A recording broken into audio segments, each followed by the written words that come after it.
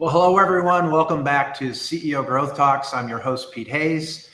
Welcome to another episode that I'm really have been looking forward to this. Loretta Stagnito, who is the founder and owner of Stagnito Leadership Associates, is out in the Silicon Valley, and she and I worked together decades ago, and we were catching up a week or so back, and we thought, this could be really valuable for the executives that follow CEO Growth Talks. So I am so thrilled, Loretta, that you're here.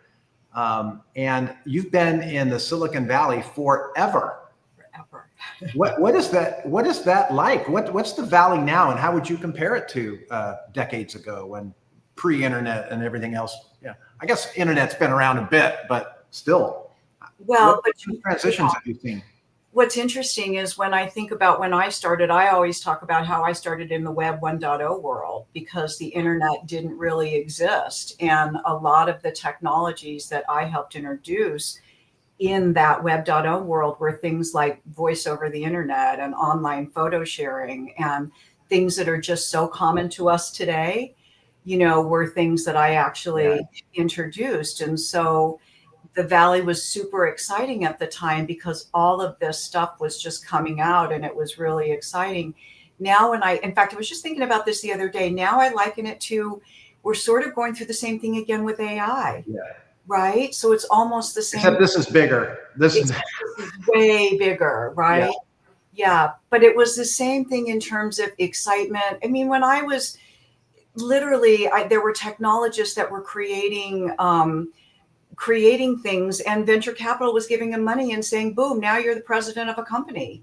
And they're technologists and developers, and they didn't know how to run companies, right? And so then I come on board and I'm thinking, all right, well, I'm helping them. I'm just not doing marketing, but I'm doing a lot of these other things because they don't understand how to do all of this, because they're technologists. And just because we're strong in one domain doesn't mean we're going to be great in that domain. So do you think the makeup of leaderships, of executive makeup has changed? And have we gotten better? I mean, are we putting better executives into roles at this point?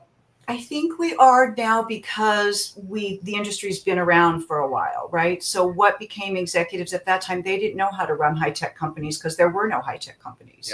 Right. And now you have literally serial entrepreneurs who start company after company and sell company after company. Right. So I think we are putting better leaders in, although we're still having, developers who create AI, and next thing you know, they're in charge of a company. And, we still have the same in terms of that. But I think venture capitalists are also a lot more wise in terms of the types of CEOs they're going to put in that business and what they look for.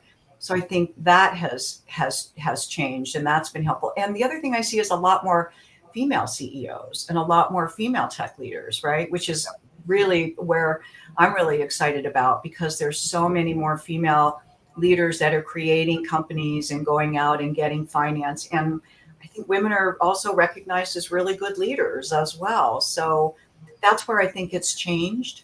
So Loretta, most of your business is typically from technology companies, and are they typically out in the Valley, or you have companies nationwide that you've worked with?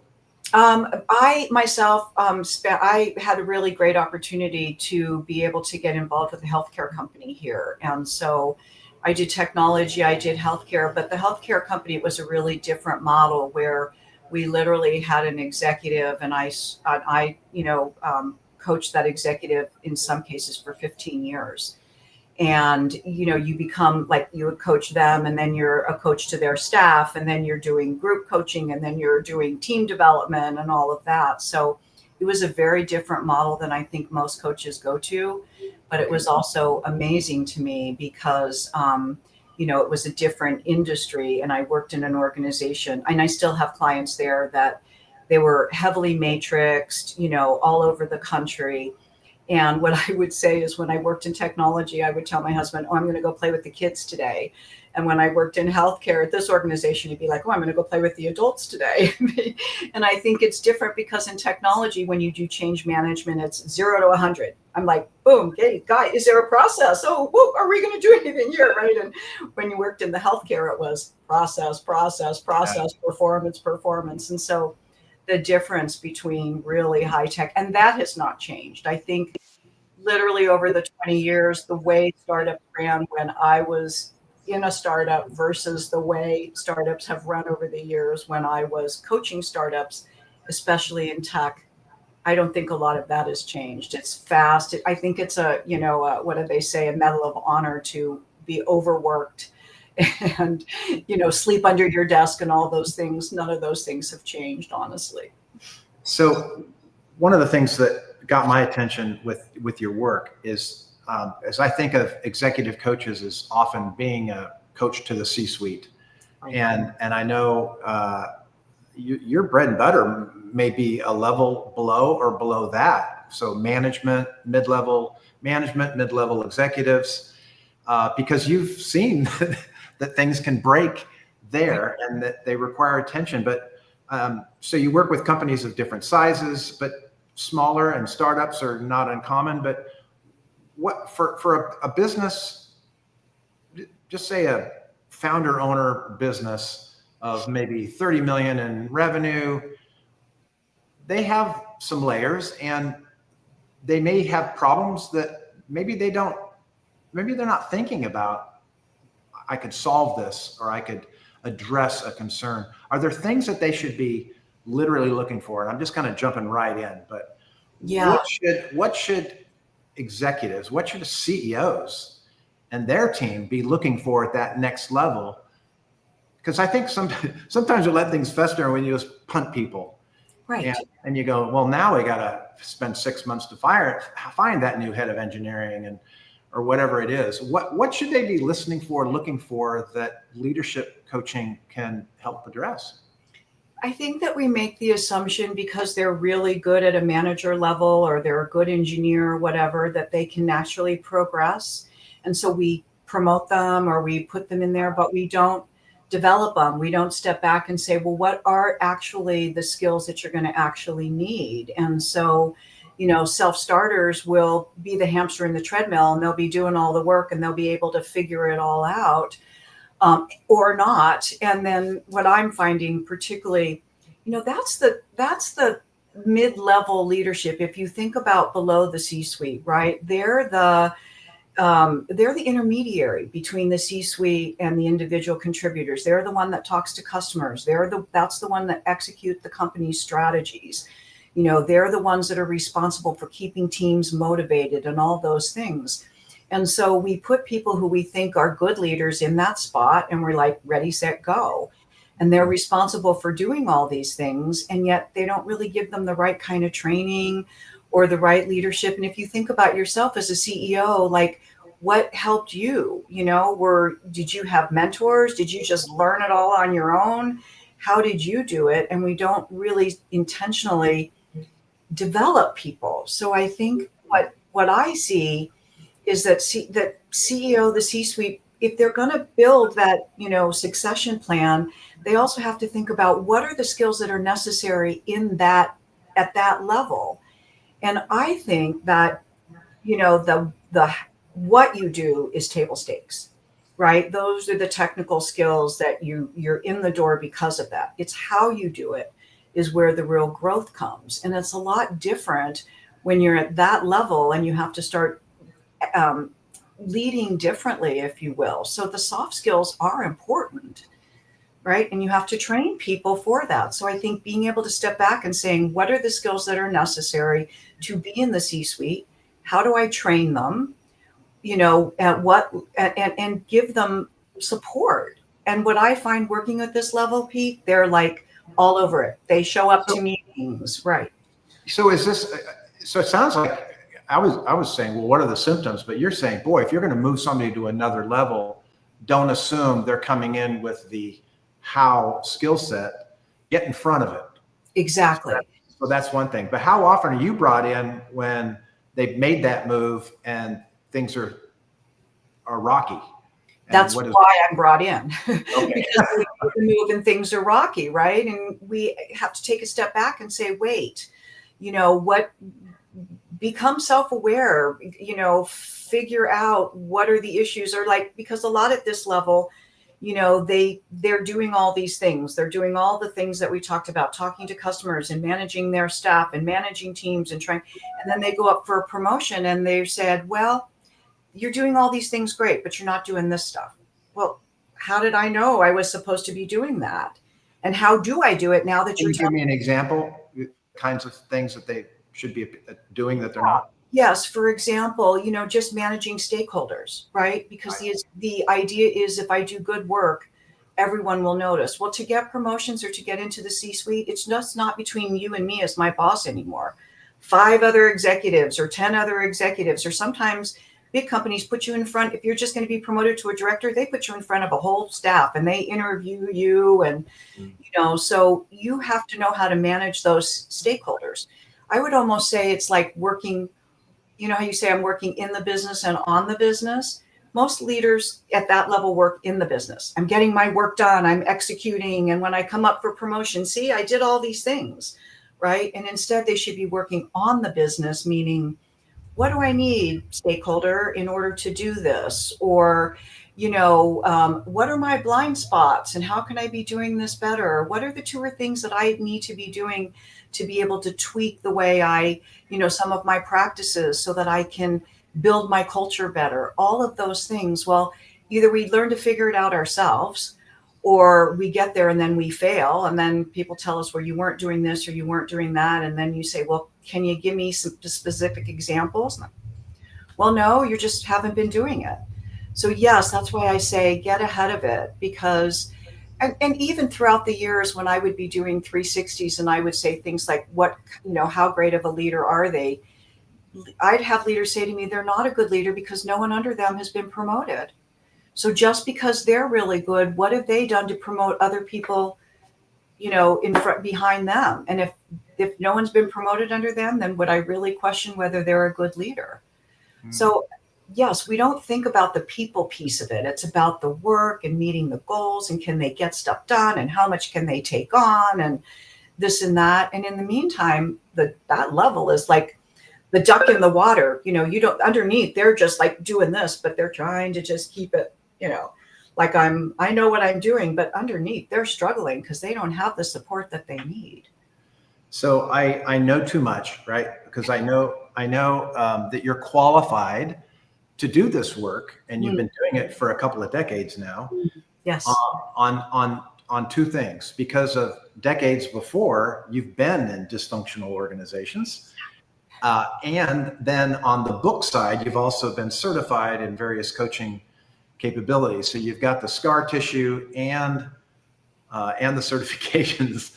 Exactly. Yes, but why don't we talk about how those work together? How you need both. You absolutely do need both. I have run across over the years people that have been, like, for example, therapists and have moved to coaching, right? And they've taken them, or they have PhDs in academics, and so they've become a coach. And yet, and so they'll go and talk to the leader and say, you need to do this, you need to do that, you need to do this and that. Well, as a leader myself, when I was in corporate and consultants would say that to me, I'd say, yeah, you don't live in my world. Easy for you to say that I should be doing this and I should be doing that, but you don't understand the dynamics. You don't understand the personalities that I'm dealing with. You don't understand the egos and how I have to bring people along and, all those other things. So I think that's, part of it. And when I started coaching and throughout the years, I've said to people, look, I've had a lot of the jobs of the people that I coach. So I live in your world, not only from being in that world, but for coaching leaders for all these years. And the beauty of, having that 15-year engagement with one leader is you sit on their management teams, you see how they lead, you see who's a good leader, you see who's not. So I learned a lot from my clients and I taught my clients a lot as well. So I think that's why it's important to have that formal training, because it's not, some people are natural leaders, they can figure it out. Others, would be like, you need empathy. Well, how do I develop empathy? Well, all right, well, let's take an assessment. The assessment says you're not really good at empathy. So now how can I get you to develop empathy? Because just because it's not your natural, how do you focus on that? Really? So what are those strengths? And being able to step back and really, do that development. If I knew then when I was there what I know now, or if I had someone like me, I would have probably been a heck of a lot more successful, because I think part of it is I didn't do well understanding all of those dynamics, because I was just trying to plow through and be good and do my job. I didn't realize, oh, I came across like the victim here. Oh, I wasn't listening to this perspective. Oh, I didn't understand this person's personality and how to, influence them. So all of those things are really key, and they're hard to learn it on your own if you're right in the thick of it all the time. Yeah. Wow. So that's great. The combination of I call it scar tissue because it's kind of is, right? All those learnings and frustrations and different organizations and different leaderships, different leadership styles, and having to find your way. And then you get to the point, and now you get the book smart part of it too. And then they fit together. But you kind of developed your own methodology and approach at this point. Can you take us through that? Yeah, there's different types of coaching these days, and it's really interesting how the market is really full of coaches, right? A lot of executives leave and become coaches. What I always thought was really important was to have a methodology. And what you see a lot happening in today is more tactical coaching. Oh, this person needs executive presence, let's work on that. Or this person needs to manage their emotions, let's work on that, right? And I like, kind of the whole person approach. It's like, let's get data, let's get feedback, let's take an assessment, let's see how you view yourself. Let's go get feedback from others, see how they view themselves, and is there a gap? Do you see that? Let's find out what's required and what skills you need to build, so you're not trying to figure it out along the way. So I actually have a methodology I called Assess, Act, Achieve, my marketing background, the I know system. And it's funny because I was talking to my husband who does a lot of positioning. This was years ago. And I was saying, I know who I am as a leader, and I know what I'm good at, and I know what I want to achieve, and I know what I want to do to get there. And he goes, oh, it's the I know system. And I'm like, yes, it's the I know system. And then I was thinking about the methodology of getting feedback and then figuring out where the gap is, and then doing the work, and then having the success. And so if you think about it, that's a coaching methodology, but you do the assess, then you act, because you have to be intentional. This is where my gaps are, so I have to focus my development on that. And if you do that, then you will achieve what you need. So I have the I know system, and the methodology is assess, act, achieve, but it's very much of a kind of a coaching methodology. So have you seen either clients or other coaches get it out of order, or they just, like you were talking about, there may be a specific characteristic that they're going after, but some people just try to act without the right insight? And Yes. what happens? There's a lot of leaders, especially at the senior level, who's like, don't need a coach. It's not for me, it's for my people, because I've been doing this for years. I've had a lot of successes. I know what I do. So they show up with a certain perspective of what their strengths are, how they're going to do things, and they have a certain self-awareness of who they are, right?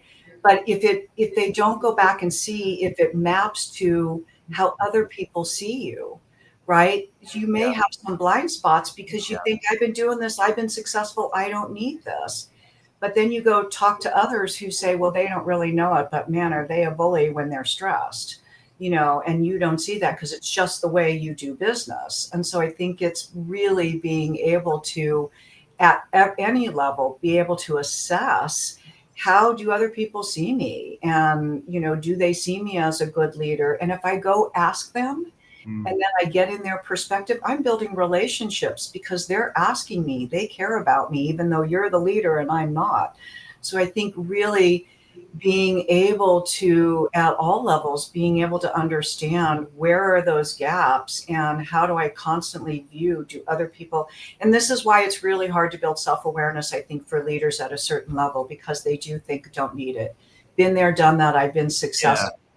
But it sounds like that's really the key. If I'm thinking of my own organization and I'm, what should I be looking for? somebody that is leading, and maybe they may be very capable, but maybe they're not aware of their blind spots. And I might be frustrated that they're not aware of their blind spots, or they're not dealing with them, right? And so I could be on the lookout for that.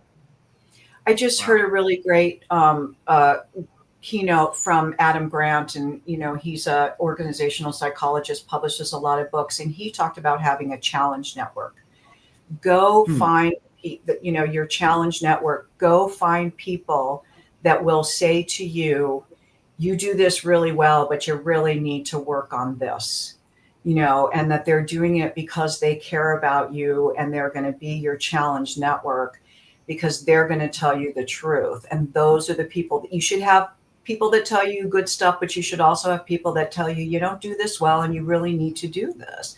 And you should trust those people. They shouldn't only be mentors or peers, right? But being able to ask people, what could I be doing better? What should I do? And have that challenge network as much as you have that peer network that's going to support you on things. I thought that was just brilliant. But you have to have the courage to have that network, to go ask people, to be someone at a senior level that and even your challenge network saying, why are you asking me? You've been doing this for 30 years. Well, that's exactly why I'm asking you, because you represent a different perspective.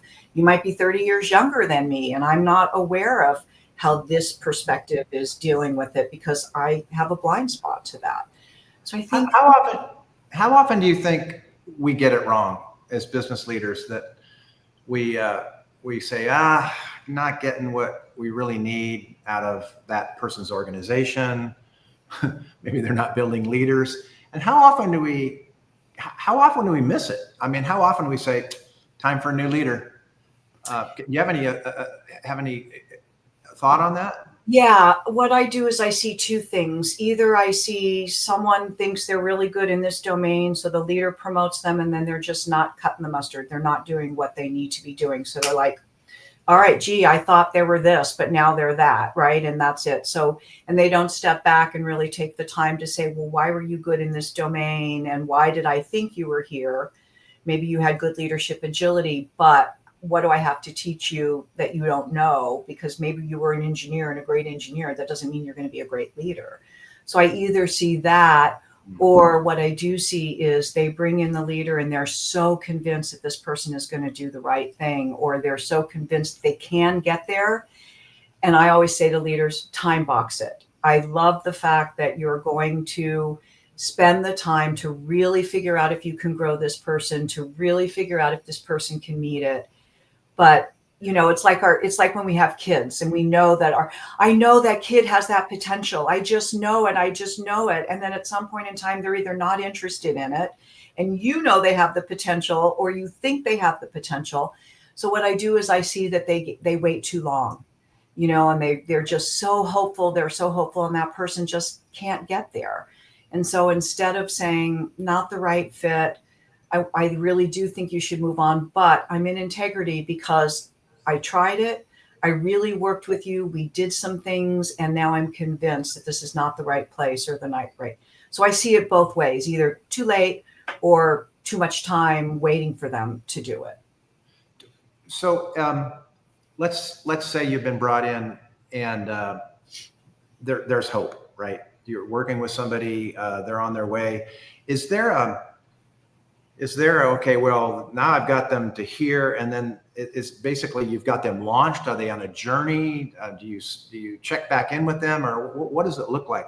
Maybe I'm asking for what does your practice look like, and I know you've got different products. Yeah. But I'm trying to, first of all, just get a sense of, they don't get fixed, but I think they get a new perspective. They're on a journey, maybe have better self-awareness. Right. Is that what it looks like? That's exactly right. It gives you the opportunity to just step back. And that's where we talked about that director level, and that's, and that's the group that burns out very quickly because they can't get promoted, or because, they don't see any advancement. So they say, well, what the heck, I'm going to give up my aspirations because at least I've got a job. At least I'm being paid, that sort of thing. Right. But my hypothesis is if you coach them and if you invest in leadership coaching, it gives them the opportunity to step back and do exactly what we've talked about. find that self-awareness. What do I do? What are my strengths? What am I not doing? What do I need to be doing differently? What do I need to be doing better? Actually having a plan, and then executing on that plan, taking on new practices. Maybe your culture in your organization is not strong. Maybe you're inconsistent with, the way you run your meetings or all those things. So you learn all those things, you start to incorporate that, and then you keep going back for more feedback, and are you making a change? Is it different? And what I like about that level of the organization is because we've dedicated coaching to people that are already in the C-suite, they look at it and go, wow, this is awesome because I've got that trusted advisor. I also have, my program is not only one-on-one, but it's group. You put peers together, because then when you're in with your peers, you're like, oh, you're going through that too? I thought I was the only one.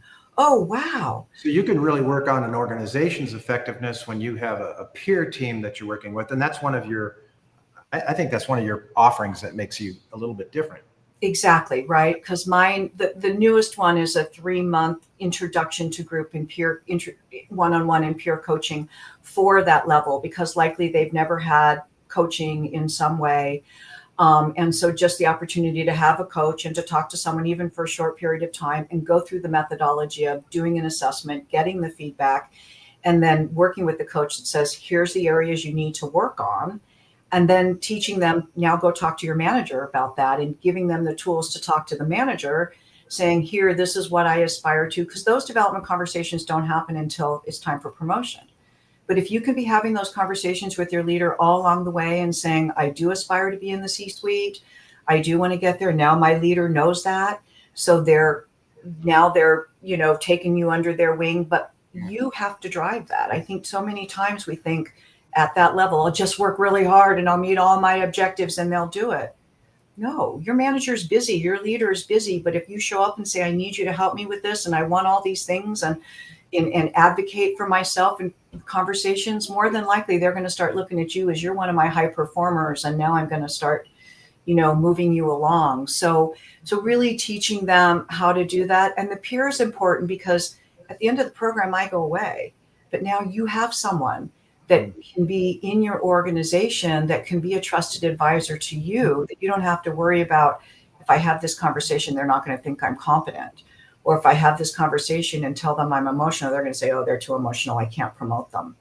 Right? So it also allows for that trusted advisor, someone at your level. And we all need that. We all need that peer to be able to help us. So that's what I, created this program specifically for that level, so that you take them through the coaching methodology, you have conversations with the coach, you have conversations with your peers. And the other thing that I think is really important, Pete, is, when you're at the C-suite level, what are the things you do? You have to give feedback. You have to receive feedback. You have to have difficult conversations. You have to learn how to manage your time and your capacity. But it's not until you get into the C-suite do you figure that all out on your own. And so my program says, these are the skills that are really important. They're important at this level, and they're really important when you're in the C-suite. So let's talk about how to have a difficult conversation. Here's a framework. Let's get in your peers group and let's practice. Let's talk about giving and receiving feedback, because you have to receive it and then you have to act on it. And you also have to give it in a way that's productive. So let's talk about that. Let's talk about managing your capacity. It's not about taking on more. Most leaders are afraid to delegate. Well, if I delegate to that person, then I'm just going to be burdening them, and I don't want to. No, you're going to be developing them. You're going to be supporting them. You're going to be teaching them how to be in the C-suite. So, and do you have to do everything, or do you need to step back and say, what's the highest priority that's going to bring the most value for this organization that I can do? And then help me figure that out. So we help them manage their capacity and their commitments. And then just leading, period. I'm a big proponent of leading via questions, strategic questions. How do I ask those questions that help me lead versus managing? So as part of the program, we teach those things, because those are things you're going to need in the C-suite as well. Right. And again, we think that we're going to get those as by osmosis, because either we're a natural born leader or we're going to learn it. But there are opportunities to actually teach that and to say, these are things that are helpful to me as the C-suite. Now I'm going to help you, because that's part of my succession growth and how I'm going to get you to be successful once you get there. Wow. I'm getting this great picture of helping the CEO, helping the C-suite that works with them, helping that next layer down, helping peers work better together. There's better leadership, there's better progression, there's getting things done, but it's not about the organization functions when people are communicating well and they're aware of their blind spots, they're aware of their gaps that Exactly. need to be addressed. Yeah. I call that systemic coaching because it's really, it is systemic coaching, right? Because it's just not about me as the leader. It's like, how do I lead my team? How does your team all engage together? Are they aligned? I have a lot of stuff where this team is really functioning, but that organization that they have to work with is not. So, bring in cross-functional organizations. So it's systemic. You have to work at all levels of the organization and cascade it down because it's just not about behavior. It's about how does the team engage together? Even from a team perspective, everybody gets in and the first thing they do is the work. All right, who's doing the work? And I'm like, oh, step back. Let's figure out who's on the team. What is your agenda? What are your strengths? What are my strengths? What's our charter? What's going to make us successful? They don't do that until all of a sudden there's this kind of stuff happening. Then they call me in and I'm like, oh, okay, let's step back. Let's charter. Let's figure out who's on the team. Is there trust in this? So, we work on the what, but we don't work on the how. And so systemically, you have to work on the how. And so I think that's also the value of, this type of real leadership coaching versus some of these programs that are like, I've got this platform for you and I check the box. I'm having my person coached and I'm teaching them how to build their executive presence. It's a skill, but it's not a leadership sort of philosophy practice that's going to make you successful. Yeah, the how is the gap. I can the how is the gap. Yeah. Exactly. Well, Loretta, this has been so much fun. Me too. Yeah. So Yes. LorettaStagnito.com is where you want to go. Reach out to Loretta. She'd be delighted to have a conversation about your organization, and maybe there's a place she can help you, your direct reports, or your mid-level management tackle those gaps. Become more self-aware, get the right things done, and move your organizations forward. Loretta, thank you so much for slow to go fast. That's go slow to go fast. Right. Yeah. Perfect. Thank you for having me. This has been great, fun conversation. I really appreciate it. You're welcome. And everybody, we'll see you next time on CEO Growth Talks.